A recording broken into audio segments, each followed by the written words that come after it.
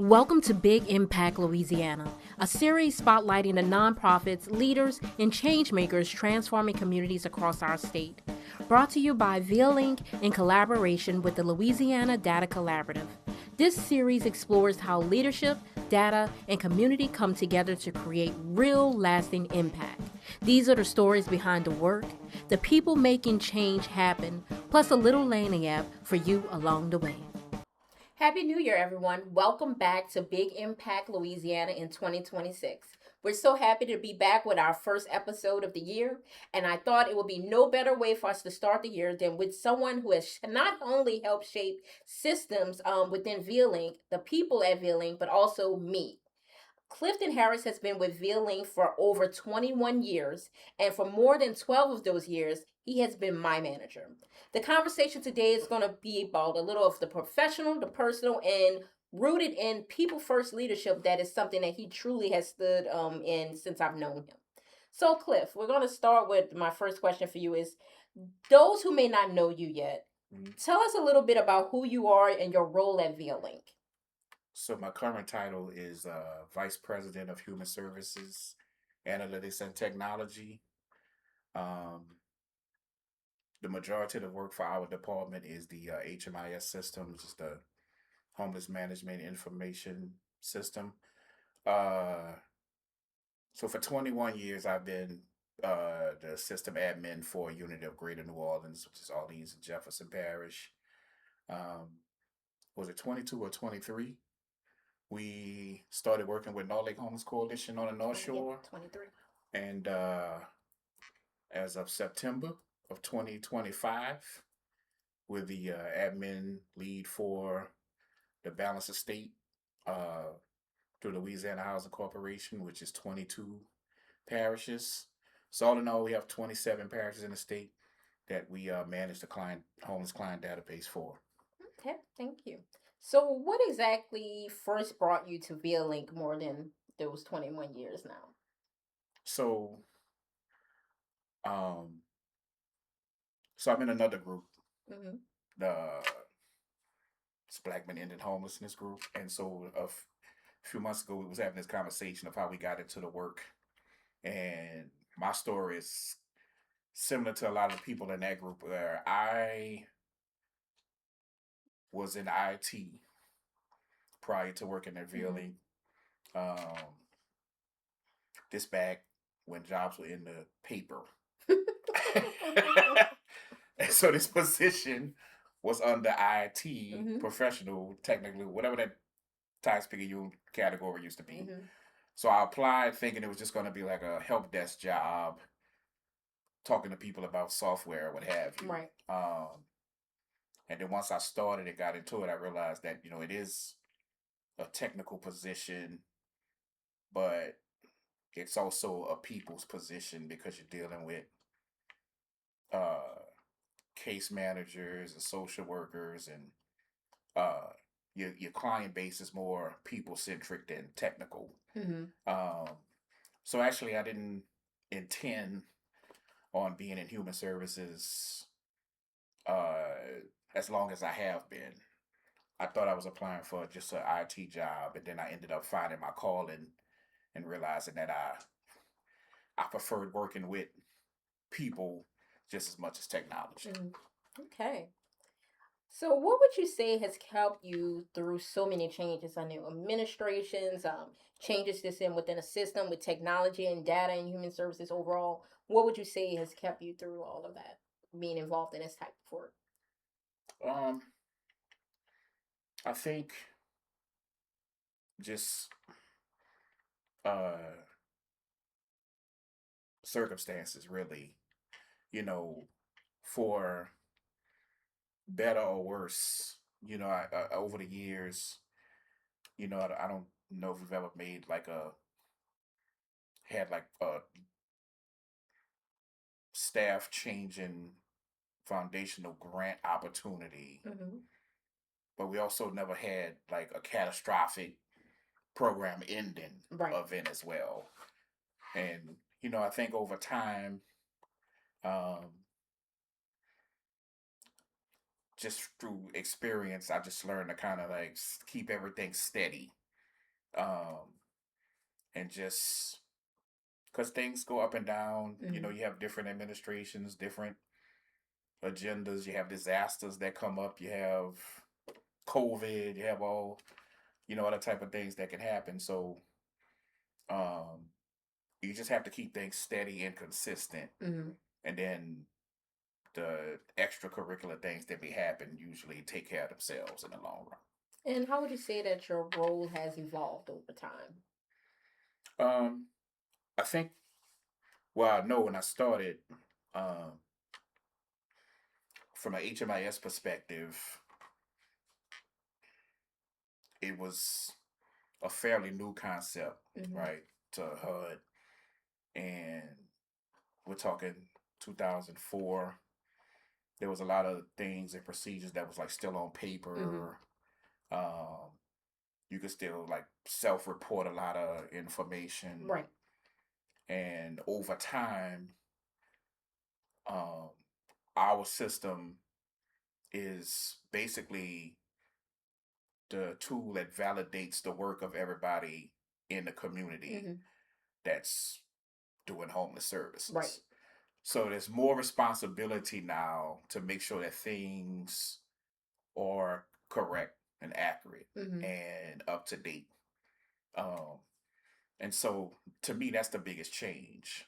Is where it's like, um, you know, a city could announce, "Hey, we've housed X number of people, and it's our job to make sure that like the data reflects that we've housed X number of people, right, or whatever particular demographic is involved in that conversation." right, So I right. think that's the biggest difference. Is just like, we went from being like this great idea that people were encouraged to use to this mandatory thing that everyone is required to use, and so that makes like keeping up with things and tracking everything a little more urgent. Okay. So a part of like your department now, Human Services, Analytics, and Technology. Can you just tell us a little bit more about what you guys do like on a day-to-day basis and the types of projects y'all are doing, so people just have a better understanding? So we used to just be HMIS. Right, HMIS, yeah, Homeless Management Information Systems. And that's still probably 85% of our work. So in that vein, you know, a lot of our day is like tracking bed inventory, data quality, reporting, trainings, keeping up to date with any changes on the federal level, uh, keeping up to date with any local initiatives, state initiatives, etc. But as far as like human services, analytics, and technology, this is actually what our second name change. Yeah, this is like the second name change, yes. But both name changes were all based around the fact that um, we wanted to grow our department beyond just doing HMIS, right? And so the name change was more to have like an umbrella, a name that would like catch all of the outside projects that we do, right? So we have like a project that we do for the Sheriff Office Day Center, for their day reporting center for the probation and parole clients. For a few years, we did the Uber voucher program with St. Tammany Parish. I'm gonna mess up the name. What's the official name of the Dash project? Data across sectors and okay, data across sectors and help. I thought they had like 3 different names. I didn't know which one was the... Yeah, that's the main name. Okay, so we did that. And so we're always looking for like newer opportunities and newer projects that may not necessarily be focused on homelessness. Right. So that's like our flagship foundational project, right? It's HMIS. We've expanded that now across the state, right? So we have providers from Lake Charles to St. Bernard. I'm very proud of that. But we're still trying to grow and do new innovative things. And so that's the reason behind the name. Yeah, cool. How would you say that data and technology translates into like real impact for people and communities based off of all of the things you've learned and experienced working in this industry? I think that um,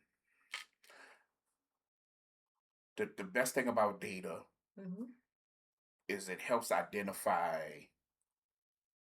issues or uh, problems or just circumstances that you may not have been aware of. Mm-hmm. Um, there's like that line of like, there's a lot of assumptions or public opinion that's based on like what people may have an idea about certain things, Right. right? Like if I don't want to get, I'm not trying to get political or anything. I'm just using this for an example, right? But if like we had a conversation and it was like, yeah, there's a lot of people homeless because they're on drugs or Mm-hmm.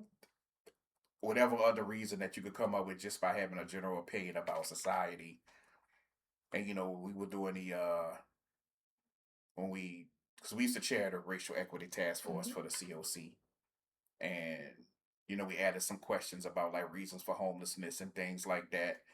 And there was a lot of stuff we found out in that data, like, oh, well, there's a lot of people that's homeless because they have like family conflict, Mm-hmm. right? And then that makes you want to like dig deeper into that. Like, what is the Right. conflict? Is it just like they can't get along, or is it Mm-hmm. like you can't live on the lease? And so we started like thinking of other questions that we could ask to drill down on that even Mm-hmm. more. But we never would have had that conversation without the data, Right. right?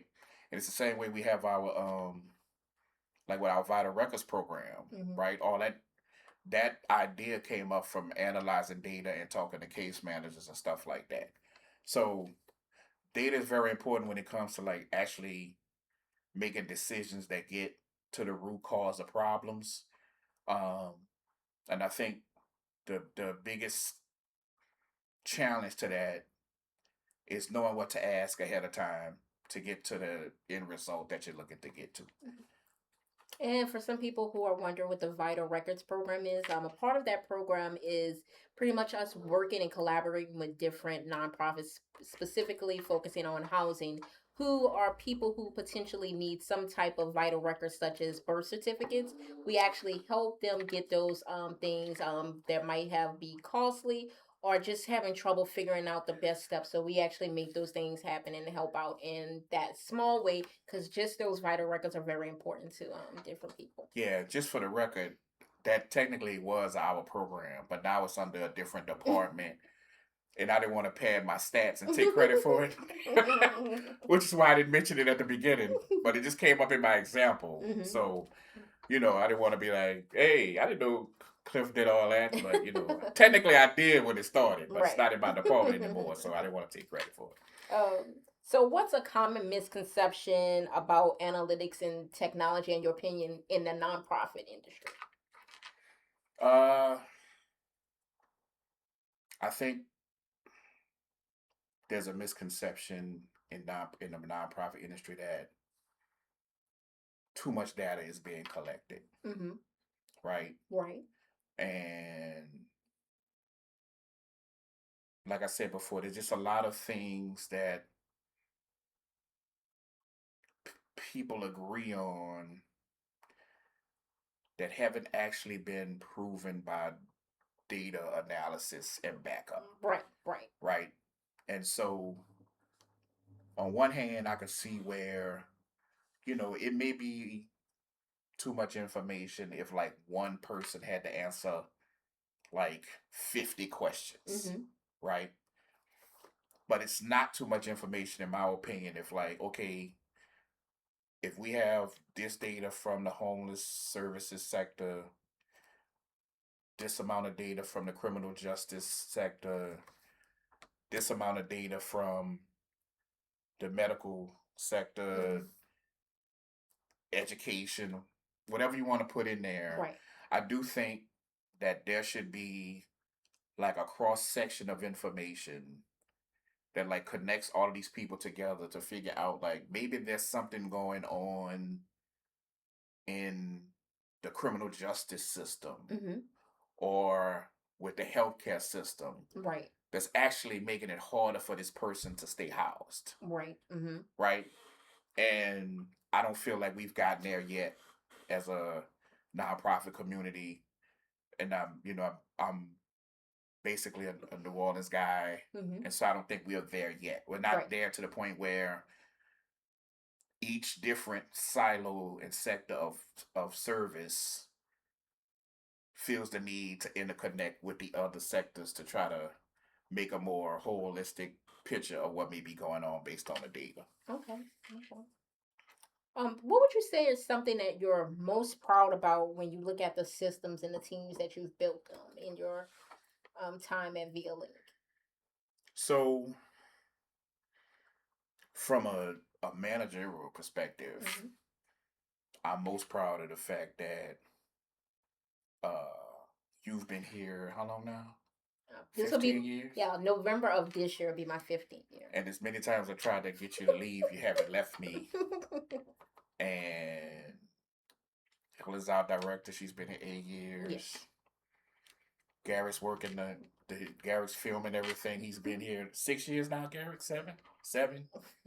Um, like I'm proud of that and having staff longevity and feeling like I've put everyone who wanted to be in a situation where they can try new things and improve and learn new things and step out of their comfort zone, that I've been the type of supervisor that allowed that to happen, right? Because you guys can do whatever you want. I don't even need to, if y'all got an award, y'all don't even have to call me. I don't even have to go on the podium, right? I'll just take pictures of y'all and be like, hey, that's my people, right? And because of that, I think especially these last few years, we've been able to do a lot of things that, like, I'm really proud of the shelter ID card system that we have at the shelter.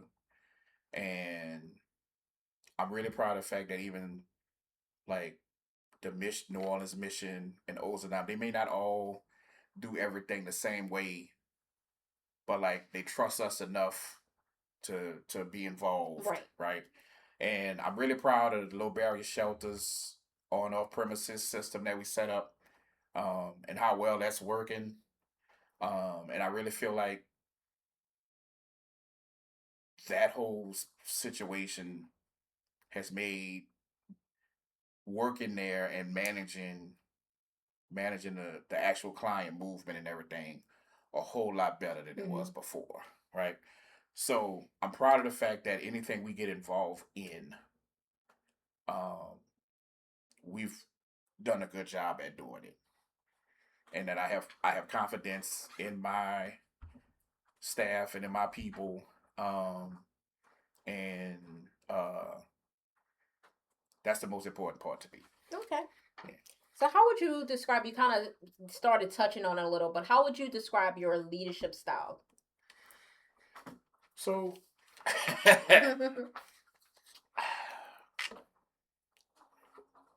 I don't, the thing about like leadership, you know, it's not necessarily like parenting, but it's similar in this fashion. Like you may have an idea about something you're doing, Mm-hmm.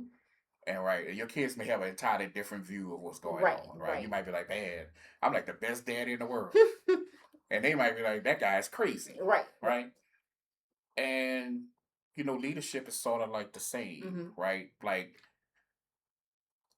I like to think that I am an accommodating leader and that I allow people to express themselves and showcase their talents, um, without putting anybody in an awkward position or making them uncomfortable doing something they don't want to do. Mm-hmm. Um, and in a nonprofit world, but like a team this size, um, you kind of have to have a personal relationship with everybody, Mm-hmm. at least to the point where they feel comfortable coming in, like, hey, Cliff, this is bothering me. Hey, Cliff, this is Right. going on. Stuff like that. Mm-hmm. Um, because we don't make $1 million, right? Um, and like, if I can't pay everybody 6 figures, I would like their work experience to be such that they don't think about that Mm-hmm. during the day, right? Because you don't want, as a leader in any manner, you don't want everybody thinking about what could be happening somewhere else Right. during the daytime, Right. right? Mm-hmm. You know, maybe you might do that when it's time to pay bills every now and then, right? But you don't want everybody sitting around like 9 o'clock Wednesday morning, like, Right. man, I can't wait to get away from Cliff. You know what I'm saying? So I try to make the environment the type of environment I would like to work Mm-hmm. in. And like I said, I think most people are happy, but Mm-hmm. maybe they gotta, might have a group chat or something going on that I'm not included in. I don't know. I will say I do feel when I was working under you that you were very accommodating, you were helpful, and let people have freedom to do things. You even supported me when I had an obsession with binders and having a binder for everything. I really had a bad obsession You with still have a binders. bad obsession with the Well, no, binders. actually, I only have one binder now. I've kicked the You have habit. one that you chose to use. You got like 5 more. You tried to give me 2 of them. That's true. Okay, maybe I have. Maybe I have. So how would you say leading people has changed you?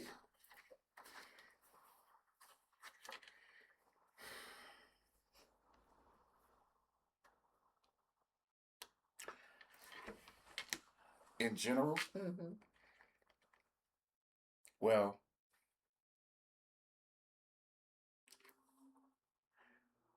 I feel like I've become more appreciative of people's time Mm-hmm. and more considerate of people's situations and things like that. And also, um, I'm less, I have less ego than I did before I became a manager. Okay. And the reason why is this, like, sometimes I'll type up something, right? Mm-hmm. And I'm like, you know what? I think this looks good. But I have to be humble enough to be like, hey, Garrett, read this and mark this up for me. Right? Mm-hmm. Because he has a degree in communication, right? Right. And so I can't be so, I can't let my position and my title get to the point where I'm like, I'm not humble enough to use the people around me and like use their skills for Mm-hmm. my benefit, Right. right? Because you work for me for a long time. There's things I'll do. I'm like, hey, Shakur, why don't you just take care of this? Right? Mm-hmm. Like, I don't have to be in every conversation. I don't have to be involved in every Mm-hmm. project, right? I don't know anything about the big impact. Like, I hear y'all doing interviews and stuff. I'm like, that's nice, but I don't ever say, hey, y'all put my name at the bottom on the like, you know, Cliff Harris VP at the bottom to get credit, right? Mm-hmm. So I think in order to enhance your staff and like enhance the whole Mm-hmm. team, you have to be humble enough to know, like, all right, this person is better at this than I am. Mm-hmm. I'm not as organized as you. Right. I'm never gonna be, because Mm-hmm. I'm not gonna be, right? So if it's time to put something together and it needs some kind of structure, I'm not gonna sit around and say, hey, I'm the boss. I want you to do it this way. I'll be like, nah, go ahead and handle it. Tell me what we doing Mm-hmm. after you finish, right? So I think as time has passed, I've learned to like let go of that part of my ego that makes Mm-hmm. me think I need to like be in charge and take credit for everything and just have input on everything. Right. So I think that's the biggest thing about me as a person and as a supervisor, manager, vice president, whatever, that's changed in over the years. I think that's the most important thing you said in that was that I think a big part of being a leader and being an effective leader is building a team that you can actually have to be able to lead things and that you can focus on, the areas that you need to for the big picture things. And there's people who are able to focus on the things, then you've built a team that can look at those certain things to bring everything together, to bring all of the pieces together because you've built such a strong team. Another part of like with leadership and just everything within an organization that's been really important to me is about building people centric environments when it comes to just how we look at data, how we look at people and programs, and what does it mean to center people in development and not just like the outcomes and the performance that we like a lot of people who are probably watching this have to think about when it comes to their grants or their funders in different ways. Like, what does it mean to center the people? I actually think that the people and the development go hand in Hmm. hand, right? Um, she might listen to this, or she might not. But I like our CEO, Hmm. Lavandra, right? One of the things that I appreciate about her is she empowers her staff through compensation and opportunity, and it it makes the people that manage programs and that do things under her want to develop Hmm. things and grow the agency, right? And so my approach with my own department is the exact same thing, right? Like if I empower everybody and enhance what they do and let them highlight their talents, then that's how opportunities come to you, Right, right, right? Like people don't come to us with opportunities because like they people come to us with opportunities because they already know we're going to do a good job, right, right. right? And they know we're going to do a good job based on their interactions with all of us, Hmm. right? Not just me, but everybody on the staff, Right, right? right, So somebody might come to you with something, or they may come to Helen with something, but they're doing that because they have confidence in what that person is going to do, not just me, hmm, right? Or if somebody comes to me with something and I'm like, okay, we got this project I want to do. All right, I can tell that person, look, I'm gonna let Garrett do this one, right. and they're not gonna be like, oh, wait a minute, you ain't got nobody else to do it. Because I've already invested the time and energy into him, Hmm. right? Or into you, or into Helen or Kanisha, or whoever it Right. is. And so your reputation in our community and in our circle of services and everything is the same as my reputation. Hmm. No one says, hey, Cliff is great, but Right. you understand? And so that's why the people, if you center the people, that'll create the opportunities on its own, Hmm. right? Because you can be a great leader and be charismatic and talk people into the building, and then you're going to hand that off to somebody else to actually execute. Right. And if they don't do what they're supposed to do, the next time you go into that room, you can have the same charisma and the same sales pitch, Hmm. and somebody's going to be in there, be like, nah, I let Cliff do that. I gave that to VLA last time, and like they couldn't even. It took them like 3 weeks just to call me back. You know what I mean? Hmm. So like, I feel like you have to center the people, Right. and then that'll the opportunities and Hmm. everything will take care of themselves. Along those lines, like, how do you recognize potential in someone before they see it in themselves in many ways? With some of like, your employees or just people working within an agency that you might come in interaction with, or people outside, when you are mentoring people. I, actually, it's just a gut feeling to be totally honest with you, Okay. right? Because I can't say that I've been right all the time with that. But usually, even if it didn't work out, I think a lot of times there's just like a core energy that you can just pick up in a person and be Right. like, okay, I think this person is going to be okay, right? Because like for your last question, we was talking about the like centering the people and everything. Like, uh, another thing that I've learned now, when it comes to like picking or looking for people to be involved in your team, you have to be conscious of how they relate and mesh with everyone else, not just yourself. Right. Right. Because I can be totally like head over heels about somebody, and like everybody else be like, I don't know what Cliff saw in this person, right?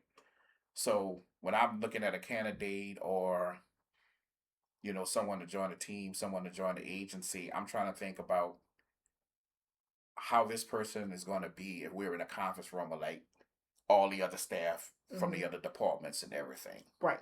Right. Not just how I make it along with that person. Right. And so that's what I'm looking for. It's not an exact science. I have a pretty good track record, but it's not 100%. You already know that. And when it comes to like mentoring people or something like that, I think, you know, if you're looking for somebody to mentor you, you have to give them the energy that shows that person that you're willing to listen and like actually take guidance from. Right. Right. Like I can't force you to listen to me and like take guidance from me as a mentor. Right. You have to want to be like, I want to know things that you know so I can get to the next level. Right. And that's the mentors that I have. That's kind of how those relationships are. Right. Okay. They've poured into me because I let it be known that I was going to be accepting of the information. Right. Yeah. Okay. So let's talk a little bit about life beyond Violink. So outside of Violink, what has been the things that grounds you or brings you joy in any projects and things that you may be working on outside of Violink? So I've been like a girl dad for a long time. Yes. Right. Great. And so, not to turn this into Ayana Vazana or Dr. Phil or anything, but like I'm in the process of like finding new things that like separate me from my work. Okay. I have one. I don't know if I want to make it public, but I have a new thing that I'm getting ready to do. Okay. And I always tell you, I just need, if I can do something, if I can do it consistently for 2 weeks, then I'm locked in. You're good. Yeah. Okay, I understand that. But I'm not gonna put it on camera because somebody go back and watch this and go, Cliff, what happened to the? Nah, I never did it. Because I'm also that person. Okay, right? gotcha. I have a lot of ideas. You might not get to. Okay, I understand. And then I don't get to them, right? So I'm in the process of looking for those things, right? Outside of like watching sports and stuff like that, right? Because that's basically all I do. I work, I go find something, I go find a game on, and then I go to sleep, right? So, but I got something. You're working on it. I'll tell you in private. I'm not going to tell you on the camera. Okay, understood. You kind of semi-answered it, but how do you take care of yourself after the decades of working in this type of high impact, high pressure systems, and that's always changing? Like, how are you taking care of yourself?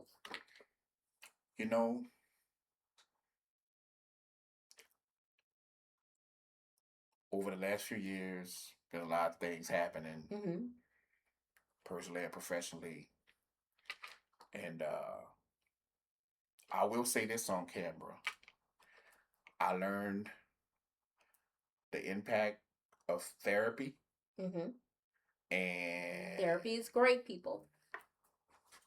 The whole self-care thing. Mm-hmm. You know what I mean? You know, I'm from a background where those type of things ain't really talked about as being something Right. that you should do. Mm-hmm. But that's been working well for me, you know. Um, and quiet. Okay. Yeah, because when you have a lot of things happening, Mm-hmm. right?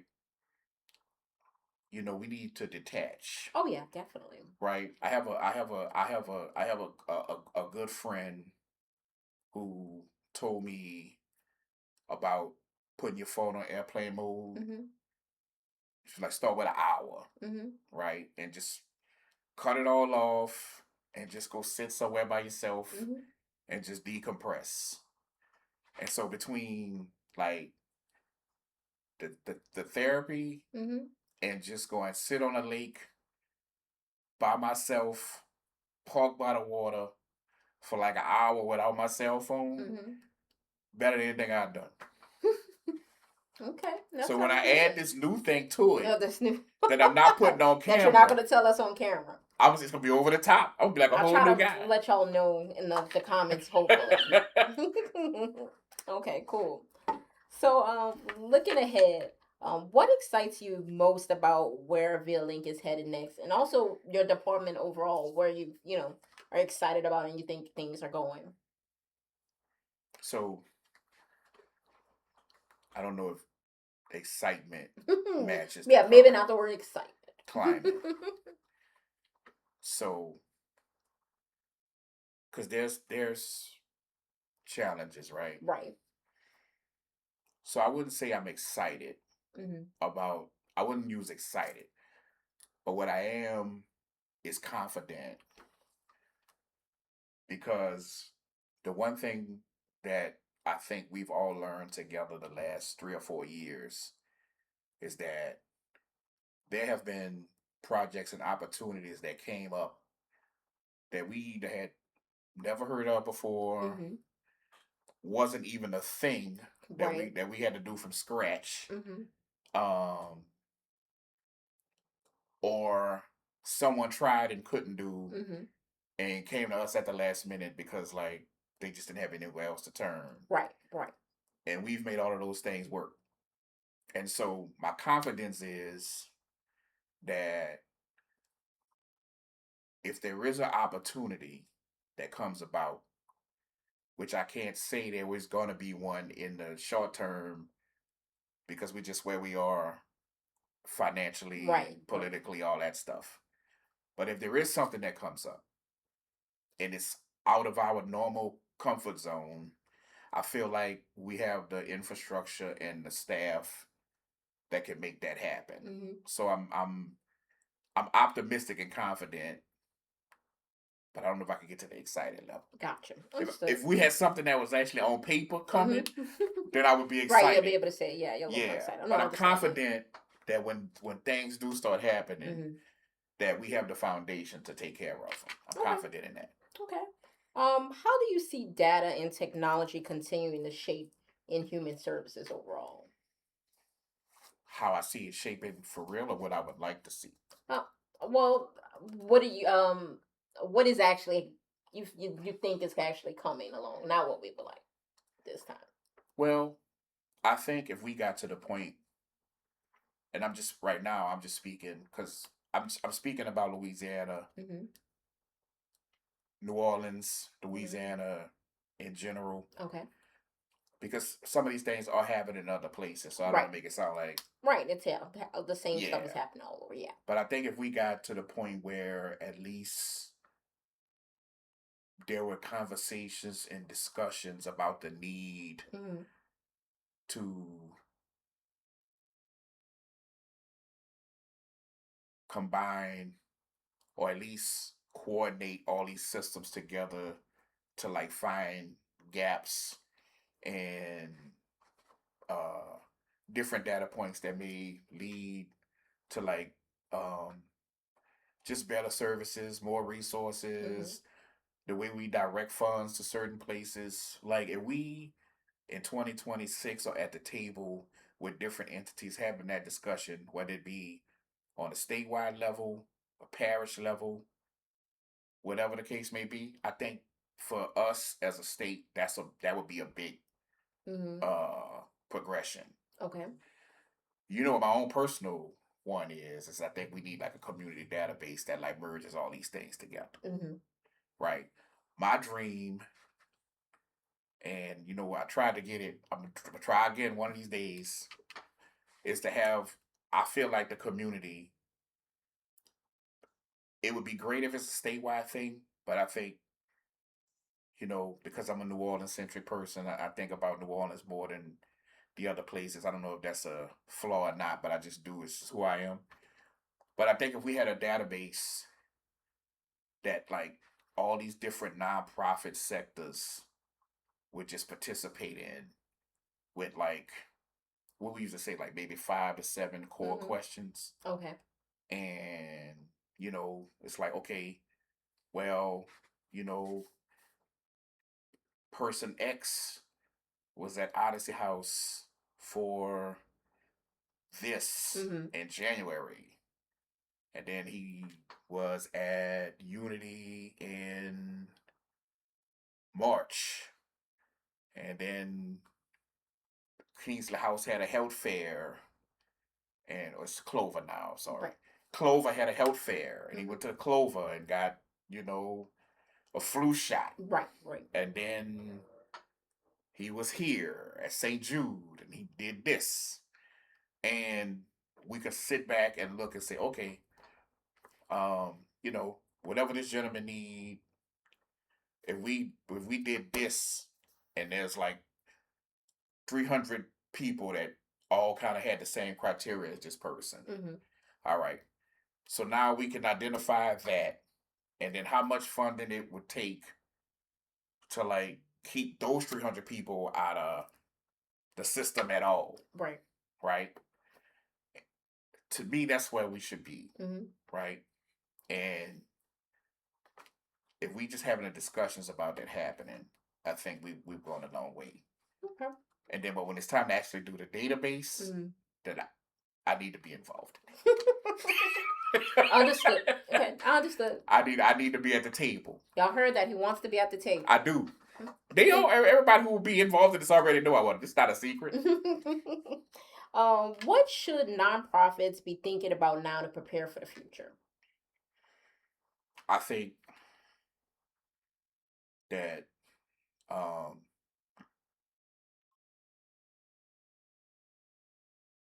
the nonprofits that I'm aware of that are real stable,